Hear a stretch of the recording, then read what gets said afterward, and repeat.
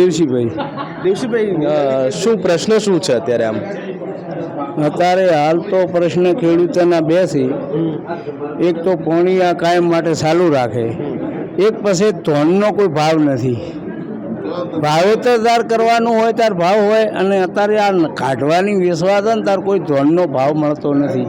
બરોબર, એટલે ખેડૂતને કોઈ પોહાતું નથી. બરોબર. આ બે પ્રશ્ન ખેડૂતને છે, બીજો કોઈ પ્રશ્ન નથી. અને આ મળતું નથી, ભાવ નથી મળતો. પકવે છે ઘણું, પણ જ્યારે એનું વેચવાનો વારો આવે ને તેને દાડે ભાવ પૂરતો મળતા નથી. મેન આ ધોન માટેની પ્રશ્ન છે. બરોબર, અને આ પોણી તો આ ચાલુ રાખે તો તારે તો રેડી છે પોણી, પણ આ કાયમ માટે ચાલુ રાખે તો સારું છે. એટલે પાણીનો જે પ્રશ્નની જે વાત કરવામાં આવે છે, બનાસકાંઠા જિલ્લામાં જે તે વખતે સૂકું હતું, પરંતુ લોકો એવું કહે છે કે ભાઈ ભાજપ સરકાર આવ્યા પછી પાણી સારું એવું આવ્યું છે બનાસકાંઠામાં.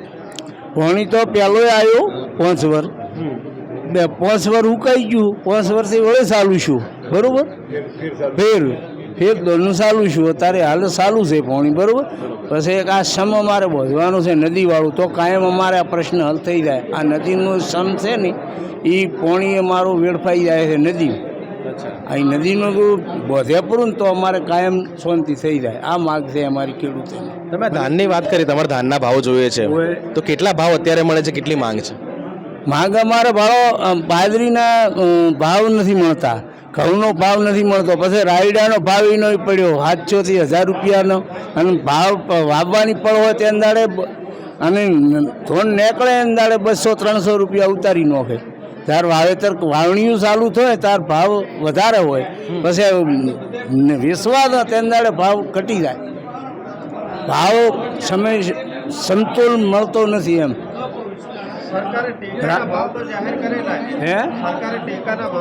ટેકાના જાહેર કર્યા, રાયડામાં નથી કર્યા ટેકાના જાહેર. આ તે 1000 રૂપિયા કર્યા, એમાંથી 7 રૂપિયા રાયડ્યું અત્યારે વેચાય.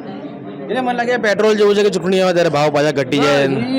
વધેલા ભાવ રાખે તો સારું, પણ વધેલા ટેકાના રાખતું નથી. અંદાડે રાયડાનું વાવેતર શું તારે 1000 પહોંચ્યા, અત્યારે 700 વેચાય. તમે આમ કયા ગામના સરપંચ છો?